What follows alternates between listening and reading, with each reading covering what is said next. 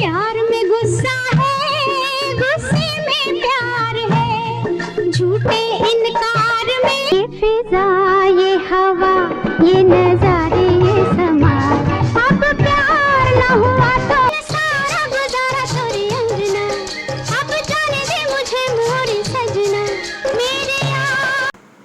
आज हम बात कर रहे हैं अदाकारा सायरा बानो के बारे में, जो हिरनी के जैसे प्रतीत होती थी।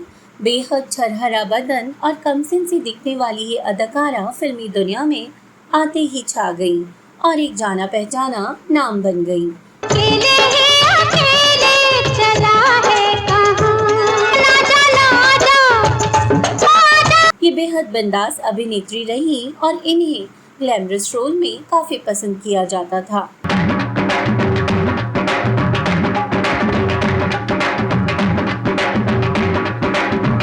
पर क्या आप जानते हैं कि इनसे पहले इनकी मां फिल्मी दुनिया में एक जाना पहचाना नाम थी। धड़कने लगा दिल मोहब्बत के डर से, वो नजर मिल गई जाने। क्या आप जानते हैं कि दिलीप कुमार के साथ शादी करके घर बसाने वाली इस अदाकारा ने शादी के बाद ही अपने पति सुपरस्टार दिलीप कुमार के साथ फिल्मों में काम किया था। छोटी सी उम्र में लग गया रोग, कहते हैं लोग मैं मर जाऊं। जैसा कि हम सभी जानते हैं, इस जोड़ी की मिसाल आज तक हर कोई देता है। दिलीप कुमार और सायरा बानो बॉलीवुड की एक ऐसी जोड़ी मानी जाती है जिसे हर कोई सराहता है और सायरा बानो एक बेहद ही समर्पित पत्नी के तौर पर जानी जाती हैं। पर आपको जानकर आश्चर्य होगा कि सायरा बानो किसी और के प्यार में दीवानी थी और उससे पहले दिलीप कुमार से उनका कोई भी संबंध नहीं था और ना ही उन्होंने कभी दिलीप कुमार के साथ शादी करने का कोई ख्वाब देखा था। जबकि सायरा बानो अक्सर ये जिक्र करते हुए दिखाई दी कि वे छोटी सी उम्र से ही दिलीप साहब के साथ शादी करना चाहती थी। क्या है दिलीप कुमार और सायरा बानो की शादी की सच्चाई, जानेंगे इस अदाकारा के बारे में और भी बहुत कुछ। आप बस बने रहिए हमारे साथ। नमस्कार दोस्तों, मैं हूं आपकी होस्ट और दोस्त ज्योति और आप देख रहे हैं बॉलीवुड क्लासिक एरा।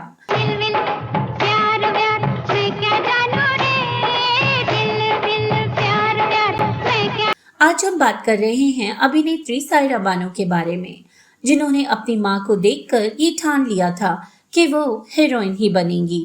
तुम अकेले तो कभी बाग में जाया न करो, आजकल सायरा बानो का जन्म 23 अगस्त 1944 में हुआ। इनकी मां नसीम बानो 30 और 40 के दशक की एक बेहतरीन अदाकारा थी। बड़े भोले भाले हैं दिल लेने वाले, बड़े भोले भाले। और इनके पिता एहसान उल हक फिल्म प्रोड्यूसर थे। सायरा काफी छोटी थी तभी इनके माता पिता का तलाक हो गया था, इसीलिए सायरा का बचपन लंदन में बीता। बतौर हीरोइन 1961 में सायरा ने फिल्म इंडस्ट्री में कदम रखा फिल्म जंगली से, जिसमें इनके हीरो रहे शम्मी कपूर। पहली ही फिल्म से इन्हें फिल्म फेयर अवार्ड की तरफ से बेस्ट एक्ट्रेस का नॉमिनेशन मिला। चाचा मेरे बचपन कहीं जा के छुप ना दा। अपने 23 साल के करियर में उन्होंने मात्र 44 से 45 फिल्मों में ही काम किया। 1961 से लेकर 1976 तक उनकी लगातार फिल्में आती रहीं, लेकिन उसके बाद 1984 तक उन्होंने कुछ 4 से 5 फिल्मों में ही काम किया। उनकी बेहतरीन फिल्मों का जिक्र किया जाए तो आई मिलन की बेला राजेंद्र कुमार के साथ, अप्रैल फूल विश्वजीत के साथ, फूल बनाया तो उनको गुस्सा आया, शागिर्द जॉय मुखर्जी के साथ, दीवाना राज कपूर के साथ, आना मुझको लोग कहें मैं समझूं जग है, अमन राजेंद्र कुमार के साथ, पड़ोसन सुनील दत्त के साथ, इस रोज से देखा है उसको हम शमा जलाना भूल गए, दिल झुक गया आसमान फिर से राजेंद्र कुमार के साथ, गोपी दिलीप कुमार के साथ, पूर्व और पश्चिम मनोज कुमार के साथ, कुछ और न आता हो हमको हमें प्यार निभाना आता है। जवाहर भाटा धर्मेंद्र के साथ दाल रोटी खाओ, प्रभु के गुण गाओ, दाल रोटी खाओ। पॉकेट मार फिर से धर्मेंद्र के साथ और बैराग दिलीप कुमार के साथ। बात करें इनकी निजी जिंदगी के बारे में तो मात्र 17 साल की उम्र से फिल्मों में काम शुरू करने वाली ये चुलबुली सी अदाकारा फिल्मी दुनिया में वक्त के साथ साथ अपनी अच्छी खासी जगह बना चुकी थी। 1964 में इनकी फिल्म आई मिलन की बेला रिलीज हुई, जिसमें इनके साथी कलाकार थे राजेंद्र कुमार। दोनों ने 2 और फिल्में अमन और झुक गया आसमान में साथ में काम किया और यहीं से दोनों का काम के साथ साथ निजी रिश्ता भी बन गया। हालांकि राजेंद्र कुमार उस समय शादीशुदा थे और साथ ही 3 बच्चों के पिता भी थे। इतना फर्क होने के बावजूद दोनों ने शादी करने का फैसला कर लिया था। राजेंद्र कुमार सायरा बानो के प्यार में इस कदर पागल थे कि वो उनसे अब दूसरी शादी करना चाहते थे। वहीं सायरा बानो भी इस शादी के लिए बिल्कुल तैयार थी। दोनों के प्यार के चर्चे अब हर तरफ होने लगे थे। हालांकि सायरा और राजेंद्र की उम्र में काफी अंतर था और साथ ही राजेंद्र कुमार का शादीशुदा और बाल बच्चेदार होना इस रिश्ते के लिए कड़ी आलोचना का कारण बन गया था। जहां राजेंद्र कुमार अपना बसा बसाया घर खराब करने पर उतारू थे, वहीं सायरा बानो भी राजेंद्र कुमार के साथ शादी करने की जिद पर अड़ी थी।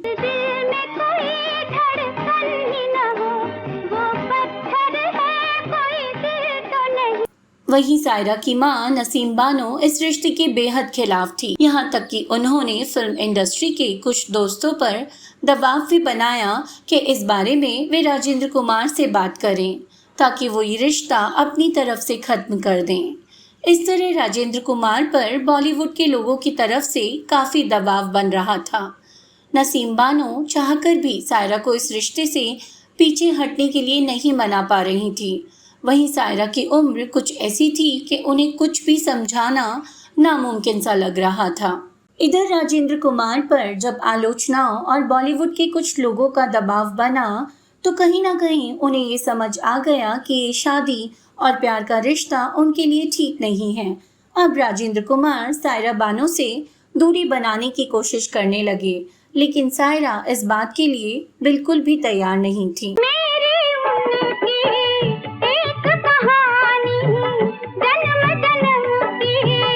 बात है सायरा के 20वें जन्मदिन की। 23 अगस्त 1966 की वो शाम थी जब सायरा अपने जन्मदिन पर सभी मेहमानों के साथ राजेंद्र कुमार का बेसब्री से इंतजार कर रही थी। और फिर राजेंद्र कुमार उस शाम पार्टी में आए, लेकिन अपनी बीवी और बच्चों के साथ। राजेंद्र कुमार को उनकी बीवी और बच्चों के साथ देखकर सायरा बानो अपना आपा खो बैठी और बदहवास होकर रोने लगी। पूरी पार्टी का माहौल खराब हो चुका था। नसीम बानो ने तब दिलीप कुमार से रिक्वेस्ट की कि वे सायरा से बात करें और उन्हें समझाने की कोशिश करें। दरअसल सायरा बानो की मां नसीम बानो और दिलीप कुमार अच्छे दोस्त थे और इस नाते जन्मदिन पर उन्होंने दिलीप कुमार को भी बुलाया था। इससे पहले सायरा बानो की अपनी मां के साथ ही दिलीप कुमार से कुछ साधारण मुलाकातें हुई थी। एक अलग कमरे में जाकर दिलीप कुमार ने सायरा बानो से बातचीत की। दिलीप कुमार ने सायरा को समझाते हुए कहा कि तुम क्यों एक शादीशुदा और बाल बच्चेदार आदमी से शादी करना चाहती हो। तुम इतनी खूबसूरत हो कि तुमसे कोई भी काबिल लड़का शादी करने को तैयार हो जाएगा। इस पर सायरा ने गुस्से में दिलीप कुमार से ही पूछ लिया कि क्या आप मुझसे शादी करोगे। सायरा के इस सवाल पर दिलीप कुमार सकपका गए, लेकिन कुछ ऐसे हालात बन चुके थे कि जन्मदिन के बाद 2 महीने के अंदर ही अक्टूबर 1966 में दोनों की सगाई हो गई और उसी साल ये शादी भी संपन्न हो गई। कारण चाहे जो भी हो, शायद सायरा ये शादी करके राजेंद्र कुमार को दुख पहुंचाना चाहती थी, लेकिन अब हकीकत ये थी कि सायरा बानो इंडस्ट्री के मोस्ट एलिजिबल बैचलर की बीवी थी। सायरा बानो और दिलीप कुमार की उम्र में करीब 22 साल का अंतर था, लेकिन इस जोड़ी की मिसाल आज तक हर कोई देता है। अपनी शादी के बाद ही इस जोड़ी ने कुछ फिल्मों में पहली बार साथ में काम किया, जिसमें गोपी और बैराग जैसी फिल्मों का नाम लिया जा सकता है। एक पड़ोसन पीछे पड़ गई जंगली जिसका नाम, प्यार मोहब्बत क्या समझाए इसको राम। पर दुर्भाग्य ये था कि सायरा और दिलीप कुमार को कभी संतान नहीं हुई। इसी वजह से दिलीप कुमार ने 1981 में आसमा नाम की एक औरत से शादी भी की, लेकिन 2 ही सालों के अंदर ये शादी खत्म भी कर दी गई। दिलीप कुमार ने एक बार एक इंटरव्यू के दौरान ये जिक्र भी किया था कि 1972 में सायरा ने कंसीव किया था, लेकिन उनकी प्रेगनेंसी कॉम्प्लिकेटेड थी और वे इस वजह से संतान सुख नहीं देख पाए। इनकी शादी की दास्तान चाहे कैसी भी हो, लेकिन सायरा बानो ने जिस शिद्दत और प्यार से इस शादी को निभाया, उससे देखते हुए ये कहा जा सकता है कि राजेंद्र कुमार के साथ उनका रिश्ता उनकी उम्र का एक बचकाना फैसला था। तो दोस्तों, आज की ये कहानी आपको कैसी लगी हमें ज़रूर बताएं, और यदि आपके पास हमारे लिए कोई सजेशंस हैं तो हमें कमेंट बॉक्स में ज़रूर लिखें। आप सुन रहे थे अपनी होस्ट और दोस्त ज्योति को। आज के लिए अब आपसे इजाज़त लेना चाहूँगी और फिर मिलेंगे एक दूसरे सितारे के जीवन की कहानी के साथ। तब तक के लिए आप सभी को मेरा प्यार भरा नमस्कार।